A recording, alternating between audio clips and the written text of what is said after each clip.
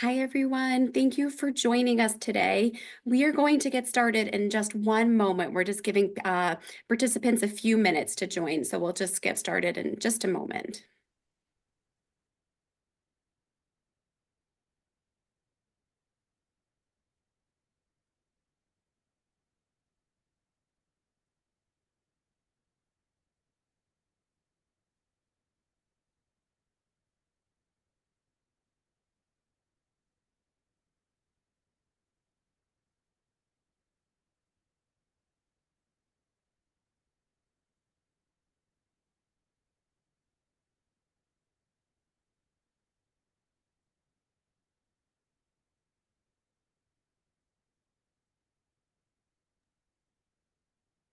All right, we're gonna go ahead and get started because I know we have only 1 hour together and a whole lot to cover. So let me begin by introducing myself. My name is Sarah Dorner, and I am the Assistant Dean for Graduate Admissions and International Outreach at the University of New Hampshire Franklin Pierce School of Law.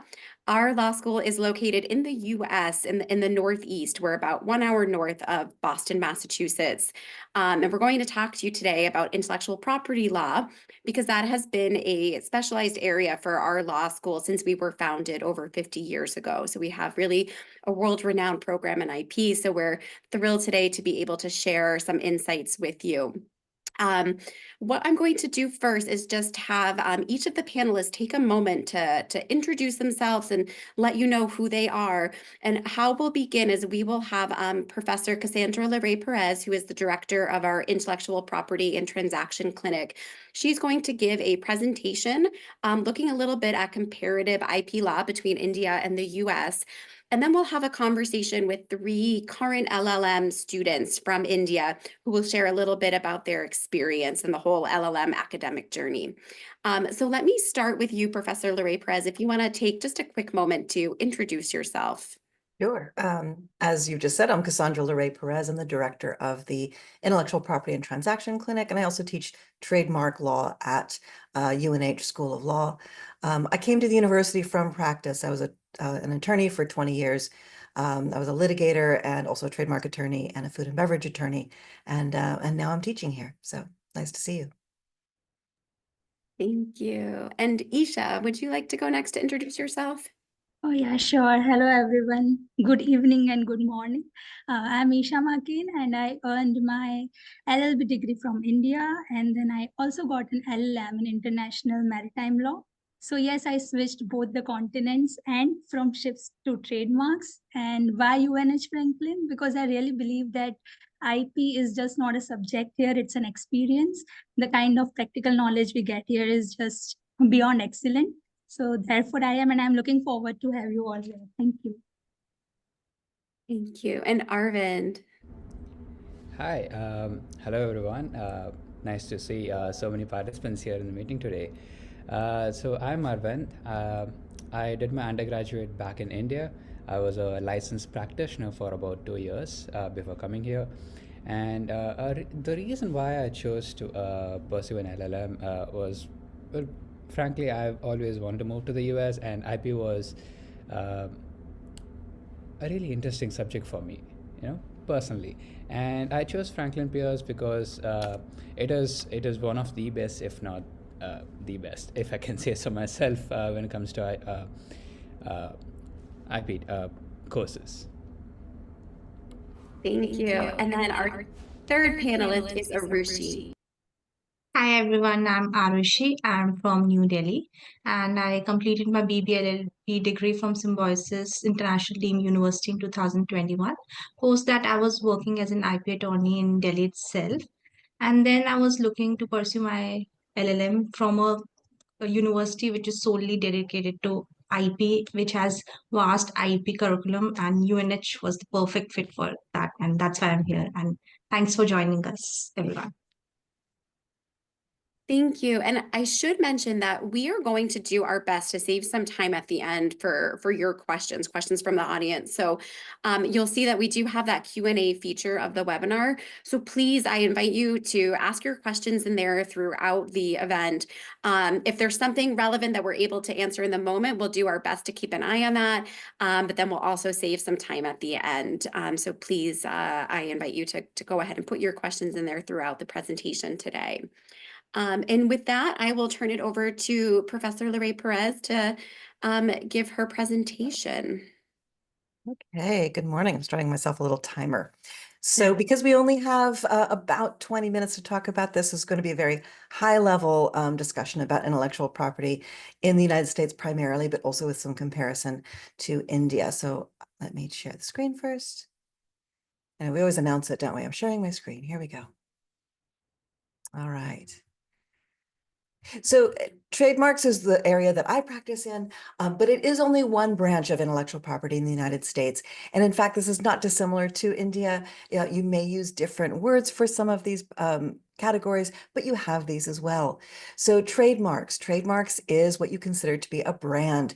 It is the in our case, broadly described, it's the word, name, or symbol that you use to indicate who is the source or the sponsor of a particular product. It's the brand. Copyrights, those protect authorship. They protect the creative work of an author, of a painter, of anyone who creates something and can put it in a tangible form of expression. Patents, it protects articles of manufacture, inventions, processes, that kind of thing. And then trades, and all three of those things have a registration system. But trade secrets are just a creature of contract. And so that is proprietary information, specific and private to a company, that they have to actually take efforts to protect and also protect with contracts like non-disclosure agreements. And so they differ in a lot of ways. They differ mostly in their purpose. So again, trademarks is really about protecting the reputation of a producer, protecting consumers from confusing the source of one product from another. And we'll talk more about trademarks than anything else today. Trademarks in the United States arise without any form of registration. As soon as you put out a product and you attach a brand to it, you have some level of trademark rights. Now, how broad that trademark rights will depend on who else might have been using it first, and may depend on whether you've registered it. When you register a trademark, you get broader rights, but they already arise by using a trademark in commerce. Now, if you have a trademark down the road that's exactly the same, you may have no rights at all, but they do exist without the registration system at all. But most of these others, other than trademarks, require registration to actually enforce them. Copyrights exist also without registration, but if you want to enforce a copyright against someone else, then that requires a registration. Patents don't exist at all without registrations. You actually have to get a patent examined and approved and issued before you can enforce that against anyone else. Another big difference is that trademarks are really not about stopping others from copying. Copying is considered something of a right within commerce. What it restricts is someone else being able to confuse the public by presuming that the same mark or a similar device attached to a good or a service makes it look as though it comes from the source that has priority. So in other words, you don't want someone else using the same or similar trademark on the same or similar goods, so the consumers don't know how to distinguish between the two. And so you're really just protecting that connection, that one-to-one connection between the trademark and the producer of the mark, even if the producer is unknown. But copyrights and patents are to actually restrict copying for a set period of time. So trademarks can last forever if you continue to maintain them, but copyrights have a period of time after which the work goes into the public realm, the public domain, so that others can use it. And there's a reason for that. It's because we want to encourage innovation. We want to encourage innovation in the arts. We want to encourage innovation in inventions as well. So we only are going to protect them for a period of time, after which we want to let the successors build on it and make something new and better. So with copyrights, that limit is usually the author plus 70 years. It does depend. There are some things that may adjust that. With patents, it will depend on what kind of patent you have. Utility patents are those things that protects processes, machines, articles of manufacture. It has to be new and novel and non-obvious in order to get through the examination and be granted. And again, in order for it to have any power at all, it has to be registered with the USPTO. And it only lasts generally 20 years from filing, providing it is maintained. There are maintenance filings that need to occur in between, and there are other things that can shorten that period of time.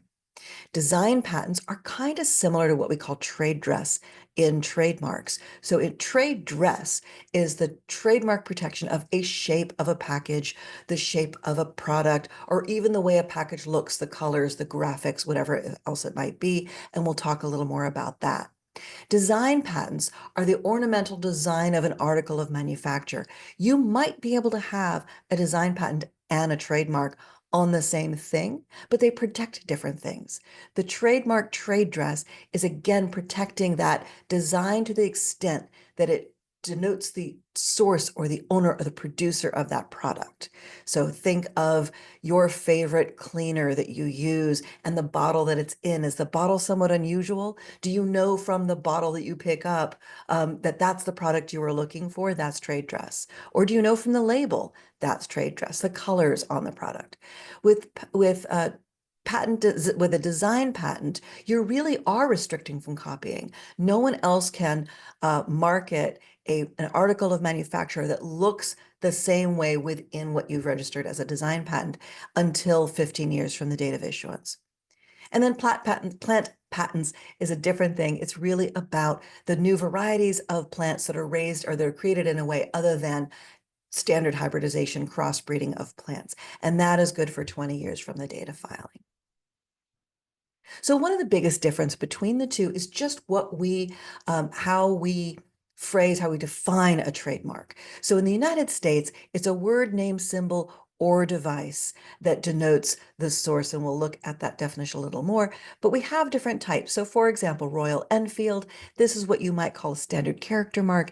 It is just protecting the words, but it's protecting the words in relation to the products they sell, like motorcycles.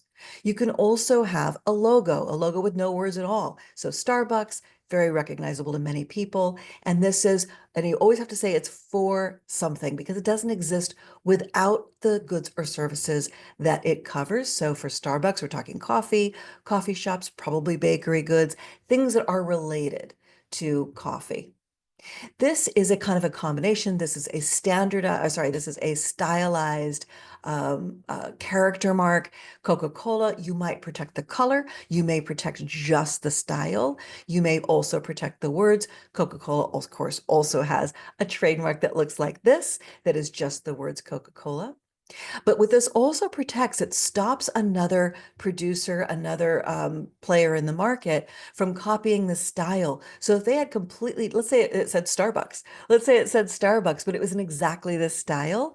Well, this also protects the style. So Royal Enfield here, and I'm sure they also have a design mark, but they're only protecting the words in this case. But this is the most powerful mark to have because by protecting the words, no one else can also use these words in any style. You could not take Royal Enfield and make it look like this Coca-Cola mark and get away with it because they have the standard character mark. This covers a lot of ground. Whereas here, yes, the words are a prominent part of the mark, but generally you're protecting what it looks like here. Here's another example we all know. This is another trademark that is just a logo, in this case protected with colors. You could also just protect this with black and white. This might be a little difficult because of the way this is formed, but this Starbucks mark could also be protected in black and white, which would mean nobody could copy it in any color. So again, black and white, like the standard character mark, is the broadest protection because it means that you can protect it against any color. Whereas when you use a color, you may be restricted on what you're protecting.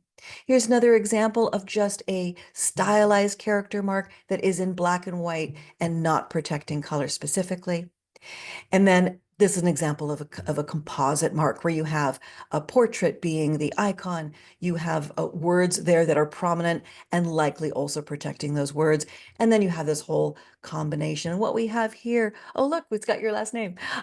Mohan Meakin Limited, established 1855. That's just informational. You're not stopping anyone from using that. The only thing that's being protected here are the words, the image, and the formatting here and how it looks. So in the United States, trademark is really very broad. It's a word, name, symbol, or device, or any combination of those things that are what we say used in commerce by a person, used in trade in connection with goods or services. We also have what's called a bona fide intent to use, which means if you don't have it in commerce yet, you can still apply to register it with your intent to use within a certain short period of time. And then once you have it in commerce, you then file proof of that, and then you can be registered. So yes, you can file on the basis of a bona fide intention to use, but you actually don't get that registration until you actually use it in commerce. So you have to somewhat perfect that registration, but you can make an application. And when you get registered, your protection reaches back to the date when you filed. And that's the benefit of actually filing before you have it in commerce. And the two systems both require that a trademark identify and distinguish those goods or services from the goods of others. In the Lanham Act, which is our trademark act, we have a difference between trademark and service mark, but really they have the same features. The only difference is a trademark relates to goods, a service relates to services, and the use in commerce requirements differ a little bit. The requirements to prove use differ a little bit, but generally they are synonymous. One of the special features of the United States trademarks is that you don't have to know who that source is. You don't have to identify the company. So the example that I often give is toothpaste. Maybe you like Colgate toothpaste. It's an American brand, and it's made by Procter & Gamble or Palmolive or one of those companies. Let's say it's Procter & Gamble. If I pick up Colgate and I see the brand on it, I don't need to know that it's made by Procter & Gamble. That is not important. All I need to know is that it's consistent, that the Colgate I'm picking up today is coming from the same source, whoever it is, that as the Colgate I picked up yesterday. That way I can trust that it is consistent. I can trust its safety. I can trust its efficacy. And if something goes wrong with it, I do have somewhere to go for redress. So I can find out who owns Colgate. And that way there's someone on the hook. There's someone to protect the consumer because they want to protect their reputation. That is the good part of the goodwill that's wrapped around trademarks. In India, it's very similar, but there are some differences. So in India, trademarks are defined to be something that's capable of being represented graphically. So ours is very broad. It's anything that can denote source. And in India, it's something that can be represented graphically. Now, a lot of things can be represented graphically. It doesn't have to be a word, but that is somewhat limiting, and it does make it a little more difficult to register what we would call exotic marks. So what can be trademarks in each of the jurisdictions? Words, definitely. Slogans, definitely. Logos and designs. Packaging, which is what we call trade dress. Shapes and product design, again, trade dress. Colors, combinations of colors. Motion. Now, motion is something that we have quite a bit of. There are motion marks in India. There just aren't as many. Scents. So scent is something that we have, I think, 16 scent marks in the United States. So far, none. Sumitomo Tires tried recently, and in the end, they did get a registration, but really it was a description. It was a graphic registration and not so much covering the scent. So to the extent you can describe the scent, maybe, I expect they're coming, but there are no specific scent marks yet, to my knowledge. And sounds, yes, sounds, as long as they can be described graphically. You can describe the notes, you can describe perhaps the tempo, something like that, the types of sounds that are in the sound. So it is possible, but a little bit more difficult. And so a lot of the restrictions against what can be a trademark differ between the two. A lot of it, or sorry, they're similar between the two, but the tests, the way we decide whether or not it's a bar or not, that's what differs. So we have something like functionality, which restricts registration. That's whether or not something is, think of what a patent is, right? It protects the functional elements of a product. If in fact you can decide that elements of the trademark, usually a trade dress or a package or product design, if we can find that it's functional in one way or another, it is barred from registration. But how we devise that functionality is very different between the two systems. We have a difference between utilitarian functionality, something we call aesthetic functionality, something that you would study if you were taking my class in trademarks. And so those things are handled differently. There are also some restrictions that we don't have, hurting religious sensibilities, for example. And here's a big one. So both of our acts restrict scandalous or obscene marks. It still exists in the Lanham Act, but we have Supreme Court precedent that restricts that from actually being able to be enforced. No one has actually stricken it from the Lanham Act. If you were to read the Lanham Act, you'd still see it there. You would have to know and research the case law to know whether that's actually enforceable. So we do have a very different system in that generally, to the extent that I know, India is more a code system. You would look to the statute, and yes, there's case law to interpret it as well, but really our statutes are driven by the case law. How you interpret that statute is driven by the case law, and if the Supreme Court has decided something is unconstitutional, it is no longer enforceable. So immoral and scandalous marks are now allowed in the United States. Oops, let me turn there we go. Just need to see my stopwatch. So we can also, each jurisdiction can protect single colors. So Tiffany blue, for example, is protected in the US. It is also protected in India. It's a worldwide mark. Everybody knows Tiffany blue. When you are protecting a color, you do have to be very specific about how you describe it. But in fact, the protection is broader because our threshold is whether it might confuse consumers. And imagine a robin's egg blue being used for jewelry in a similar way. That might confuse consumers. So to the extent it's close, to the extent it's confusing, there is still protection there, even though Tiffany has had to be very specific. In the United States, we have a courier called UPS. They're very known for this brown. It's called Pullman brown. And this is how you use it. They've got it on their trucks. They've got it on their uniforms. They've got it on their website. And this is how they, by combining all these elements together, can use brown as a trademark. Trademarks can also be very specific to where it is on a product. We all know this product, Christian Louboutin, so one of my favorites. I don't own any, but this is a trademark that's very specific to where it is. And there's a long case about it, but what it boils down to is that this trade dress, excuse the cat, this trade dress is very specific to the red being only on the underside of the shoe, and the upper has to be a contrasting color in order for there to be protection here.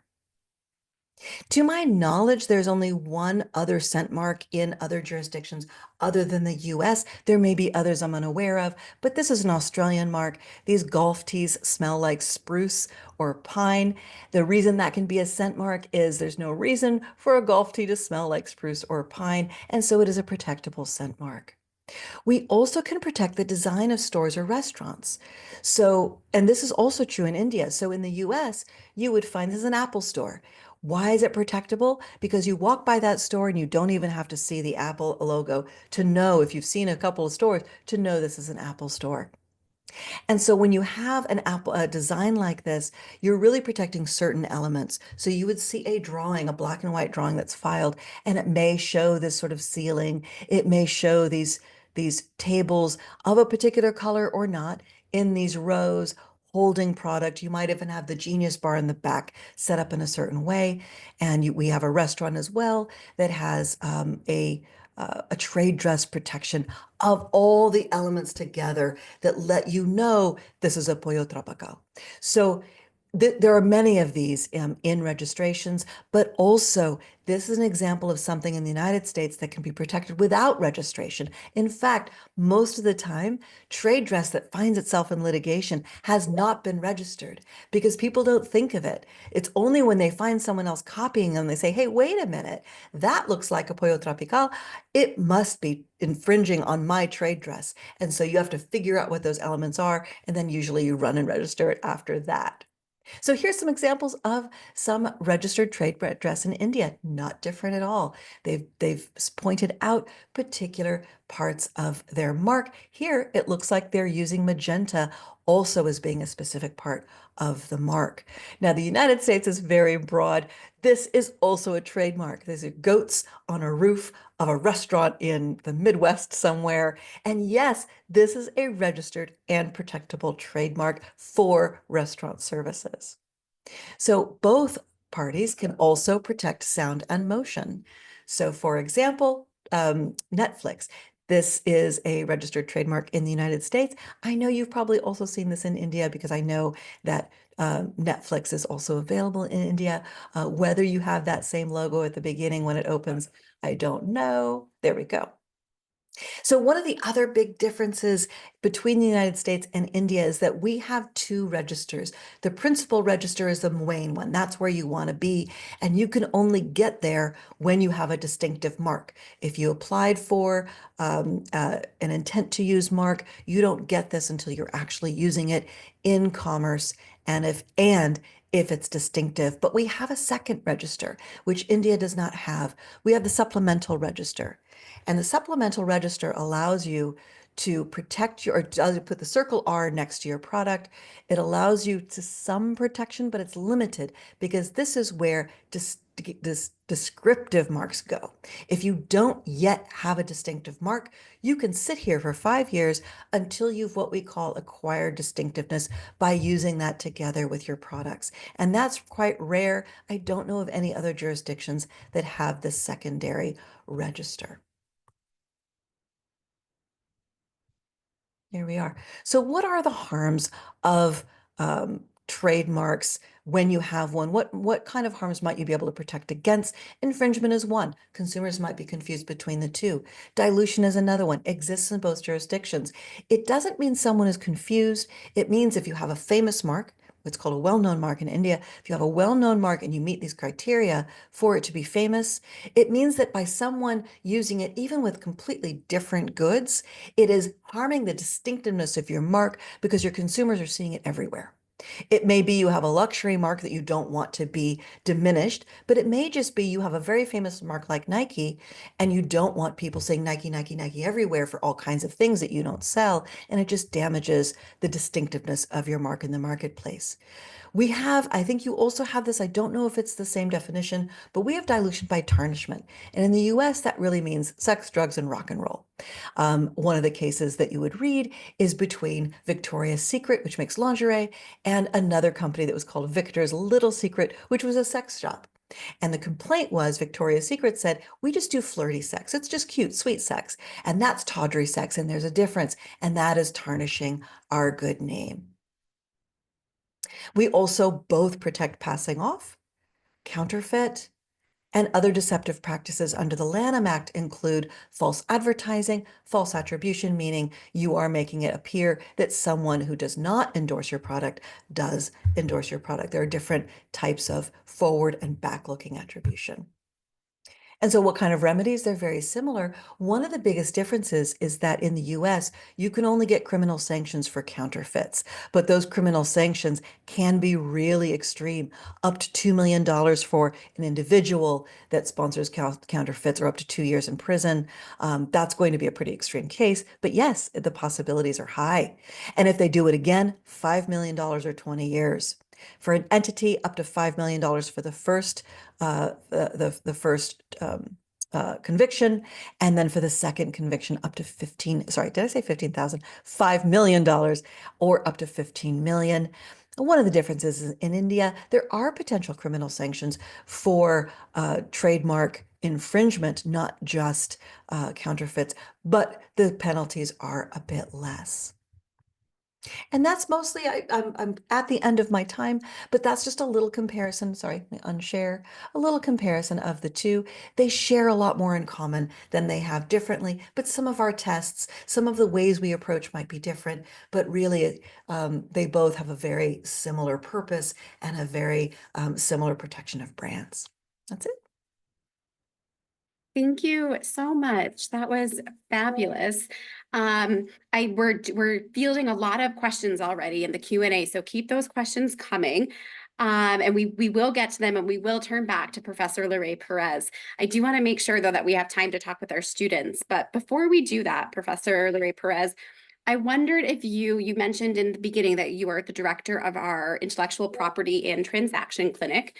And I wondered if you could talk a little bit about how that clinic provides students with practical experience. Absolutely. So the Intellectual Property and Transaction Clinic works with both trademarks and copyrights. With trademarks, we're on a list of other law schools that if people are coming to the USPTO and they need the help of a lawyer, they are actually often referred by the USPTO to this list, and they get in touch with us to help them with their trademarks. Our students are given a limited license to practice, and so they are actually representing these clients to help them get their trademarks before the USPTO. So they are able to practice as student attorneys under my supervision, but the clients are theirs. They are responsible for the client. They counsel the client. Everything really is between the student and the client. And I try very hard to be a potted plant off to the side to let them do their thing. Then we can talk afterward. I'm always there for questions.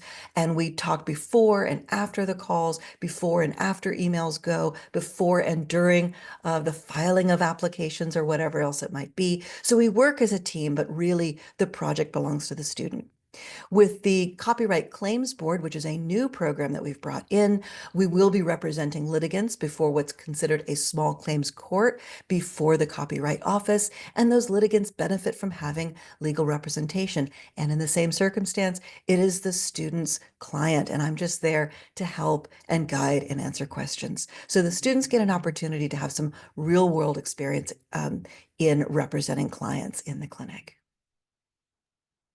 Excellent, thank you. And two of the students who are here with us today, Esha and Arvind, are students in your clinic. So Esha, let me start with you. I wondered if you could share a little bit about your experience and how it's helped to shape your understanding of IP law. Oh yeah, like Professor just mentioned that it is all under her supervision. The very first thing that is highlight for me here is that how students are given a lot of importance. Like in the very beginning of our clinic sessions, we were asked what our expectations from the clinic are. And it is not just a formality, but Professor actually gave some time. When I reflected upon it, I realized, okay, these are what my needs are, and these are what my expectations are, and this is where I can lag behind. And Professor actually sat with us, discussed with us, and I think it is actually being taken care of when I'm in the clinic that all of those expectations are met. And actually learning from the theory and switching it to the practical side, like Professor just mentioned, that we deal with the clients, we apply the theoretical knowledge. So it's like stepping into a courtroom drama minus the drama. But it is actually a real good experience. And I think Arvind here also has a pretty good take on this. So would you like to add? Oh yeah, absolutely. As someone with a little bit of experience before, I'm not saying it's like a one-to-one translation of what I have done before. So it's like having an opportunity for you to take accountability, and it's like an opportunity for you to convert those skills per se. And it's a chance for you to make those mistakes and learn from them. It's not like a punishing sort of a situation, but more just an opportunity for you to learn better and all the skills that's required for your legal practice here in the US. And I think that's quite unique what the clinic offers you, because from scratch all the way until your complete registration, you have literally the whole control of the situation. You have the steering reins in your hands, and professor is just there for you to ensure that you don't do something so drastically bad. So it's always in a good faith that you're learning stuff, something that's new and beneficial for your practice. And just piggybacking on what Esha mentioned, one of my goals and obstacles that I discussed with Professor early on was me learning some of the practices and strategies when it comes to IP litigation and prosecution. And I think when it comes to federal practice here in the US, or even if it's just an international practice, understanding these small cultural differences when it comes to different clients, because IP law is very much a client-centric law, and it's not just the businesses; it is always the people behind it too. And understanding where those people come from and what they value helps you understand better what they actually want, and that's a very big part of client representation here in the US. And I think the clinic offers you that opportunity to learn and be better. Isha, do you have anything else to add on? I think you have covered everything, and here we have room to make mistakes. Like you mentioned, under the supervision of professors, so I think we can make mistakes and we can also be accountable and responsible at the same time. Yeah. Thank you both. I know for many students, there can be kind of an adjustment when they start law school in the US. So Isha, I wonder if you could talk a little bit about the difference in the learning environment between India and the US, and how the teaching style compares, and if there were any kind of big surprises for you when you first started in the LLM program here. Oh, yeah, sure. I would describe it as a pleasant surprise or shock. I am like in the middle of something, because I think that in India we learn what the law is, as in the black letter law. But in US, the major cultural shock for me in the very beginning of the classes was that you are allowed to discuss, debate, and argue. You have the intellectual freedom to present what you think about the law. You have the freedom to even disagree with the judgments. You have the freedom to discuss with your professor that I think I might differ on that opinion from yours. And I think that kind of an experience I never had in India, because there we just learned the law as it is, that this is the law. And biggest surprise was the cold call. So in the very first week of my class, when I was still sipping my coffee, and I was asked, "Hello, Isha, what do you think about the case?" So that is when I was officially introduced to the American law school. But I would say that it has been a pleasant surprise, and also the experience of the community here. Like, I was very skeptical before coming here. I had kind of a impression that we might not be welcome, but it was a contradiction in its entirety, because I see the people here are very welcoming, and even Concord has a very tight-knit community. Professors are welcoming, and everyone here wants us to succeed, and so everyone is welcoming. Whenever you want anything, just ask for it, speak about it, and you will get the guidance, you will get the help. Yeah.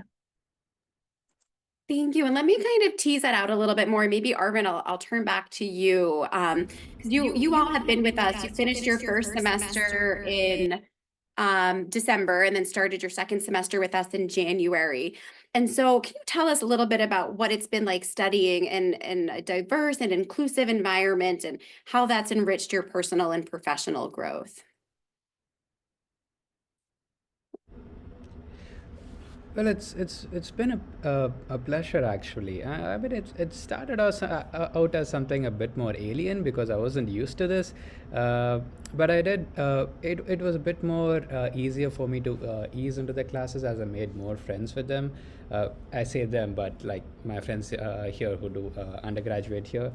And I think that helped me ease into what a classroom situation is, and what is the professional and personal expectations each person has, because you're bound to make mistakes here. Because one of my actual issues was making sure I was here on time for the appointments, because timing is a very critical thing here in the US. And that is something I learned the hard way in my first day. But making friends and being part of societies, we have multiple societies here as part of the law school. We have We have the Asian Pacific American Law Students Association, or APALSA for short. We have the Student Bar Association. So basically, there's multiples. There's religion-based, there's personal interest-based, there's an outdoors club. So what I'm trying to get at is. So there's a lot of opportunities for you to socialize and network with people you have a common interest with, and that helps you develop personally and professionally as well. Thank you. Yeah, I think you're absolutely right that there's so much more to the LLM experience than just your classes. Our law school is a constant hub of activity and IP activity in particular. Certainly bringing IP thought leaders from around the world to come and speak with our students. I wonder, Arvind, have you attended any of those special events, and is there anyone that kind of stood out that you could share a little about? Oh yeah, absolutely. So one of my favorite events was organized with the Sports and Entertainment Law Society. It was a panel of entertainment lawyers who practice here in the U.S., specifically in Florida. But they flew in to visit us and give us their experience on how to enter the entertainment law area of practice, so to speak. And I thought that was quite interesting, because entertainment law itself is not a specific designation we have in India. It is just IP practice. It is just criminal law practice or constitutional law practice. And I thought having that distinction and what it means here in the US and its expectations, I thought that was quite useful for me. Thank you, Arvind. Arushi, I haven't forgotten about you. I know that you're here with us too. So, and Arvind started to touch on this a little bit, that there's a range of student organizations at our law school, and they're also organizing special activities. Some of these are designed specifically for international students so that you can experience the culture here. Can you share a little bit more about the student organizations and some of the events that you've attended? Yeah, there are various of them, and like lot of first for me. And today itself, we are after classes, we are going for snow tubing, and it's first time I'll be going for snow tubing. And there were a lot of like till now I have only seen in web series how Thanksgiving is or Halloween party is, and this like I got a chance to experience it over here. We had a Halloween and we all got dressed up, and of course there were candies as well. And I had my first Thanksgiving dinner, and even Dean Donor was kind enough to invite us at her place to have a good meal with her family. And we also had pumpkin carving. We went to downtown. It's just a 20 minutes walk from the law school, to have ice cream. And last week we also had ice hockey game. It was fun cheering you, and UNH won. So these kind of things help us, because whole week we are busy with our readings and with our assignments, and it's a good break and a good chance to catch up with our friends and have little chill in life, I would say. Thank you. Yeah, the UNH hockey game is always a really fun time. And then Yes. last week, of course, we had our winter party, which our law school has some hockey teams that play ice hockey, and there was a big festival in town, and it's a nice alumni come and gather for that. So that's always a nice time. I know a big concern for students who are leaving their home country and relocating to the US for 1 year is housing. So I wondered, Arushi, if you could talk a little bit about your experience in finding housing, how the law school supported you, and what the true costs can be. Because I know that's a big, people look at the tuition, which is a huge piece of the financial, but of course there's the cost of living, which can vary significantly across the US. So I wondered if you could speak a little bit about your personal experience with that. Yeah, like currently I'm staying in a student housing, and me and Isha are roommates. So it's like first come first basis. So we once we paid our like first deposit, then we are eligible for the student housing. So that's how I got it. And I feel it's little budget friendly compared to like if I look for the accommodation outside the student housing roughly. And the plus point of living in Concord is that we don't have to pay any taxes, so that saves a lot. And since the student housing is right across the law school, it saves time. I'm not late for my classes, I would say. And it also like I don't have to pay any commuting charges, so that saves a lot. In respect of funding, I would say like I was fortunate enough to get a good scholarship from UNH, and the plus point for Indian students, I would say, is that Roizen course pay for like they give $5,000 scholarship, and I think Arvind can tell us better on that since he has received it last year. Any Indian student who is planning to pursue LLM and IP, they can write an essay and then they can apply for it. And I think law school also helps in finding, they have a housing portal dedicated to all the brokers we can connect to. And I think Arvind had a good experience. He connected to an alumni and he got a housing. That's how he got in housing. So Arvind, if you can share about it a bit. Yes. So on the point of scholarships, I would say I would generally encourage everyone, anyone who is interested, to apply for it. Each year, I believe it's going to be a different thematic situation for you to write your essay on. But look at what the firm is asking for, which is Roizen Co. So basically, they would set out a statement and they would ask you to write an essay probably on that, and see what the question is and answer that to your what you can write on it. And on the point of housing, I would say we have online resources for you to reach out to. We use Very Apt for as a popular website for us for our students to reach out to. You could also personally reach out to any alumni if you're part of any of our WhatsApp groups, or you can just email any of us basically. So we are here to help you with that, and if it's something that you can have a good benefit out of, we are always open to helping you. Thank you. Yeah, I think we could do a whole separate webinar on funding your LLM. And so I think it's helpful to know that many law schools do have partial tuition scholarships for students. As you both mentioned, that we even have an additional one for one student from India each year. And then, of course, I think students are working with, they have their own savings or families or employers or loans to try to piece it all together. So for those of you who are looking into LLM programs and you're trying to crunch those numbers, be sure to ask the schools about their costs of living and what those expenses will be like as you factor that into your budget. I want to ask a little bit more about what life is like in Concord, New Hampshire, because I think many people have never heard of Concord, New Hampshire before they come and move here. And as I mentioned at the beginning, we're about 1 hour north of Boston, Massachusetts, so in the northeast of the US. Arushi, do you want to talk a little bit about what it's been like living here? And you've now kind of experienced 3 of our 4 seasons. So do you want to talk a little bit about that? Yeah, so right now we are enjoying the snowfall. We yesterday only had the snowfall. And that's something new for me because I haven't experienced fresh snowfall ever in my life. So that's something I'm excited about.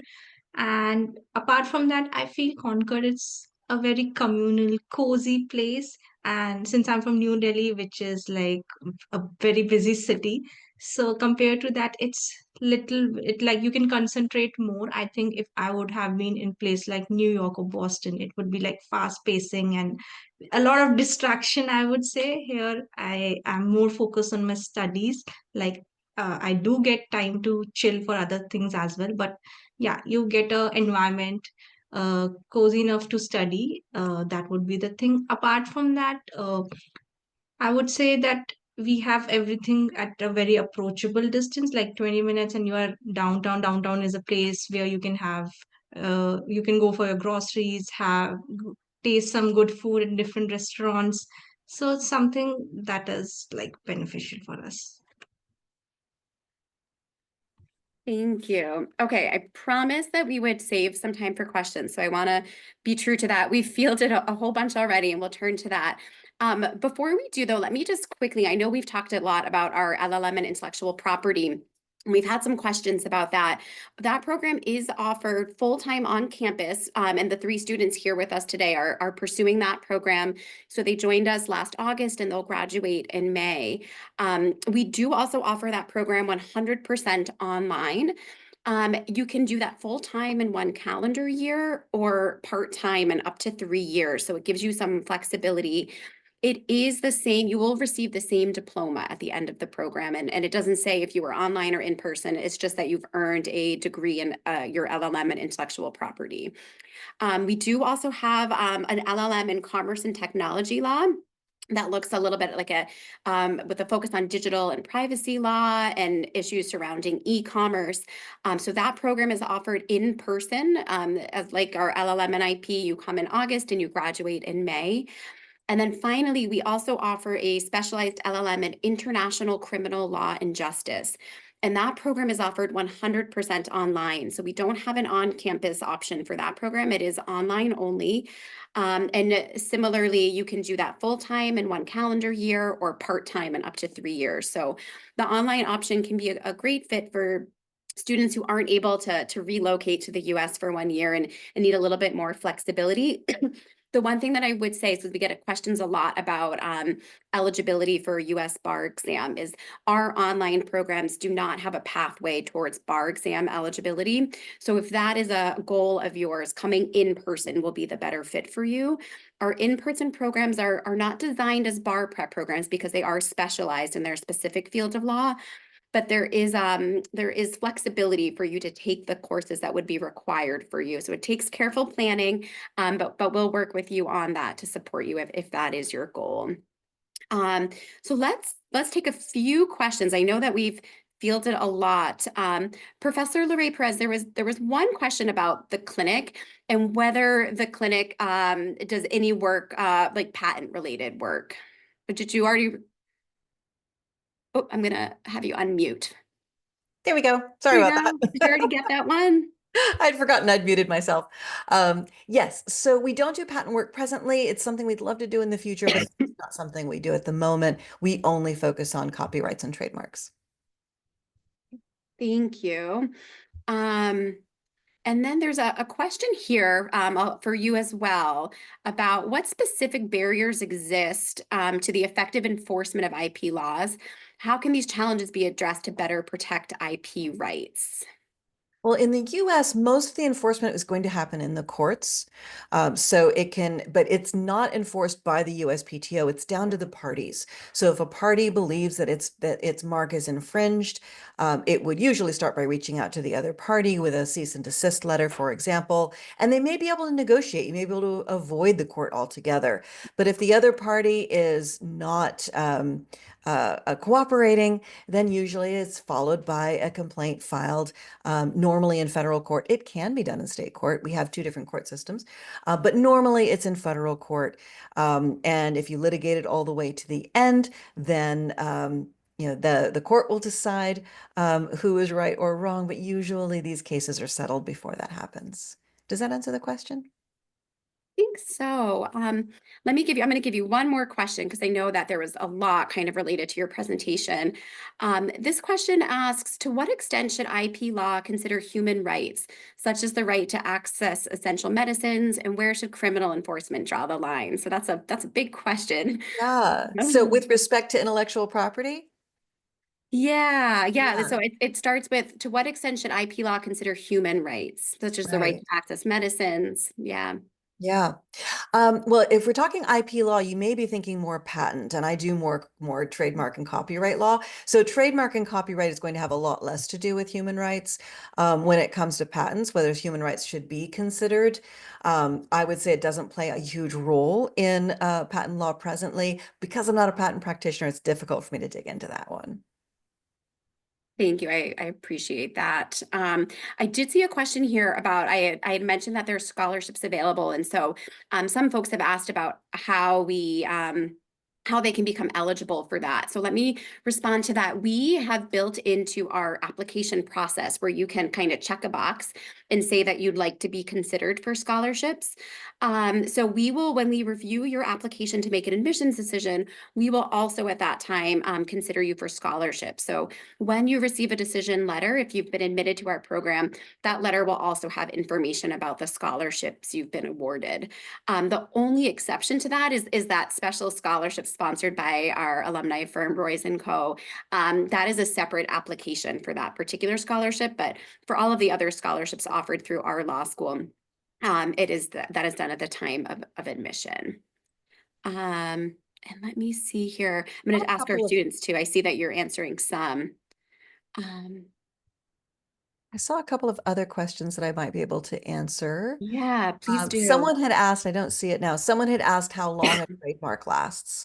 So a trademark lasts as long as you maintain it. So after registration, you have a filing between year 5 and 6 where you have to prove you're still using it. And then at year 10, so about 4 years later, you have to prove it again. And then you have to prove it every 10 years thereafter. So a trademark lasts as long as you continue to use it in commerce. So you can't just sit on a word in general. And as long as you continue to make those filings and prove that use, but there is no limit to how long you can do that. We have trademarks that have been enforced but even from before the Lanham Act for 100 years or more. We have some very old trademarks that started out just with common law rights and then much, much later registered. So you can keep those going on forever as long as you keep using it. And that's key. In the United States, you have to be using it to keep it. If you stop using it, then after 3 years, someone could challenge you and claim that you've abandoned the mark and see that it's canceled. So use is absolutely critical to keeping a trademark alive. Thank you. I'm smiling because I'm seeing a question here related to IP law and sports. And I know Professor LaRae-Perez we do have a kind of a sports law expert on our faculty. But it looks like Arvind's responding to that question privately. But Professor Mike McCann, I'd be happy to kind of point folks to his bio, does a lot, and he heads our Sports and Entertainment Law Institute. So he does a lot in that space. I'm mindful of the time. We only have a few more minutes together. And so what I'd like to do is kind of turn it back to our students and to our professor, and just kind of see if you have any kind of last words, any final thoughts, or any advice that you would want to give to prospective LLM students who are here with us today and maybe feel a little nervous about taking that leap of faith to move to a different country to pursue their LLM. So Esha, let me start with you if you have any final thoughts or words of wisdom. Oh, yeah, I think that is quite an important concern, because when it comes to changing country, continents, it's a big decision. But I would say that if you are nervous, congratulations, because maybe moving out of your comfort zone is where you evolve.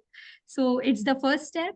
And I would just say that research, you are not going to not learn anything. You will learn something out of your research. Ask for help.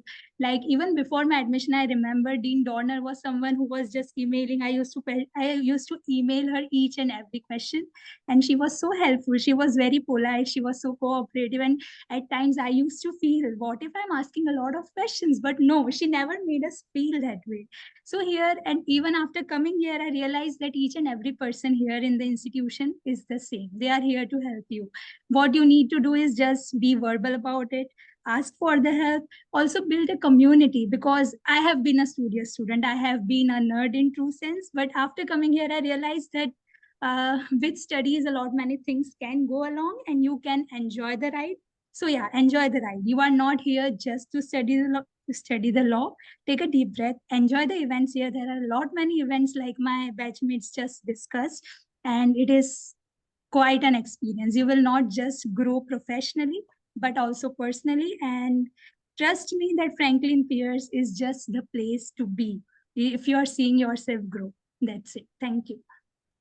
Thank you so much. And I can see some of the other panelists kind of nodding their heads. So I think you use the word community, and I do want to just kind of respond to that, because we do hear from our students time and time again that there's a true community here at Franklin Pierce. And I think that's what makes our law school really special, is that you're instantly a part of that community, and the faculty and staff truly do care about your well-being while you're here and your success. So thank you for mentioning that. Arushi, is there anything that you would want to add? Yeah, sure. And just like how Esha said, yes, it can be overwhelming when you're shifting to a new country, new culture. But I think that is something you get to experience once in a lifetime. And I think my journey till now has been like I have transformed into a completely new person, I would say. And you can always reach out people who are actually going through that journey or who have been through journey to get an experience and to like control, like to know what's going on, which can ease your anxiety, I would say. So I think that is the key. You can always reach out to us or any other alumni, or always to Dean Donor. I think that's great advice. I think that you know, it's not meant to be a super easy journey all the time, right? It is you're growing, and growth can come with challenges. And so that's kind of why that community is here to support you. And absolutely, our admissions team and our current students are really happy to connect with prospective students and be honest about all of the good things and some of the challenges that come along with that. So I will actually, I'll give Arvind a chance to speak, but what I'll do is I'll put our admissions email in the inbox in the chat there so that you all have access to that. And I certainly invite you to reach out to us. I'm happy to help connect you with one of our panelists here today or another student who will be happy to connect with you and share about their experience. Arvind, anything that you would want to add? Oh, I think my co-panelists pretty much covered everything. But if I would add on, I would say I would like to quote one of our professors. What he used to say: the best time to start something is yesterday, and the next best time is today. And you know, if you're looking to make a change, or just be courageous, make your leap, and I think that's where the key is. That's great. Yeah, I think I've never heard anyone regret coming and earning their LLM. So I think that's a good place to start. Professor LaRae-Perez, let me close with you. Is there any final thoughts that you would want to offer? Sure. Two things. One is generally studying abroad. I studied abroad 4 times in my educational career, and it really did make me who I am today. It was absolutely critical in my education coming up. But I also would like to say that we really do welcome our international students. Many of you have experiences, either professional experience in IP or other experiences you're bringing into our scholarship and bringing into our institution. And so just by coming, you're actually enriching the school. And so you are definitely welcome here. We love that. I discuss, you know, with Arvind and with Esha and with Arushi, their experiences back in India, and it informs my practice here. So we really do welcome all international students to come, and we really enjoy you being here. Thank you. I want to thank Loctopus for helping us put this presentation together, and for everyone who asked such wonderful questions. I apologize that we couldn't get to all of them. I did put some contact information in the chat there, so if we didn't get to your question today and you still have questions, please do reach out. We'll do our best to answer your question and keep in touch. We are still accepting applications. So for those of you who are looking to start your LLM this fall, as Arvind said, you know, start yesterday or start today. There is still time to apply. Our priority application deadline is May 1st. The visa process can take a little while, so I encourage you to start thinking about pulling your application materials together. And we are here if you have any questions about that process. We're here to help you. So thank you again for joining us today, and we hope to hear from you. Take care.